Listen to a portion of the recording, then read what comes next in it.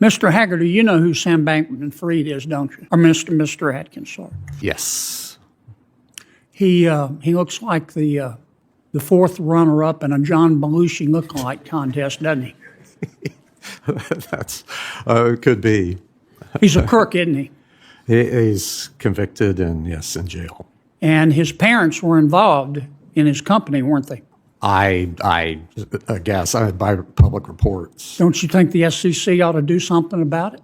Well, I look forward to getting to the SEC to find out what has happened. But based on what you've read, they made millions of dollars off of their son's illegal activity. Don't you think they ought to be punished? Don't you think the American people have see that and wonder if there are two sets of standards?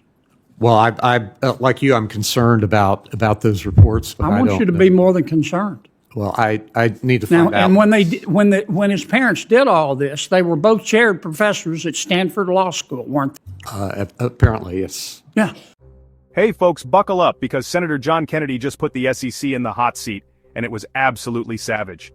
If you love seeing Washington's powerful get grilled, you're in the right place. So picture this.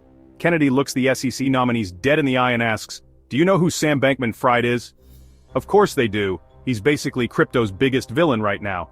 But Kennedy doesn't stop there. He goes straight for the jugular, asking why the SEC hasn't looked into SBF's parents, both Stanford professors, who allegedly profited from their son's schemes.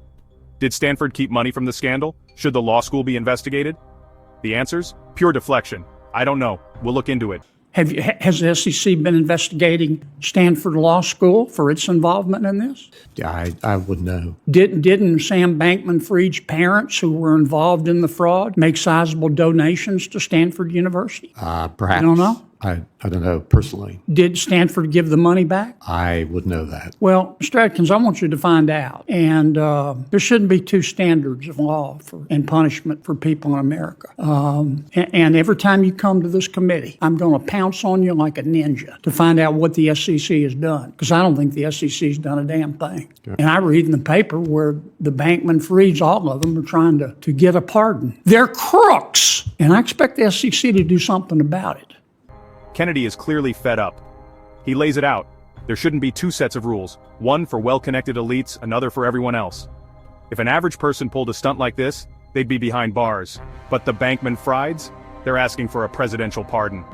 That's not just bold, that's wild. But Kennedy isn't done. He turns to Chinese companies gaming the system on Wall Street. Here's the jaw-dropper. If an American CEO wants to sell stock, they face strict electronic filing rules and a waiting period. But if a Chinese CEO wants to dump their shares, they can literally mail a letter. No delay, no digital trail. Billions lost, and American investors left holding the bag. If I'm the CEO of a Chinese company that's listed on an American exchange, I don't have to do that, do I? Good question. Things have changed a lot since those rules were put in place. Now, Senator Van Hollen and I have a bill. I begged Mr. Gensler to do something about it. I want something done about it. If I'm the CEO of a Chinese company and I want to sell, engage in insider trading, I have to notify the SEC, but there's no time limit, and I don't have to file electronically. I can send them a letter, and I don't have to wait. And CEOs of Chinese companies have done that, haven't they? Yeah, I wouldn't I want know, you to find out. I expect you to find out. That's the second thing I'm going to pounce on you like a ninja on. Okay. A bunch of them, of these CEOs of Chinese companies listed on American exchanges, have sold their stock.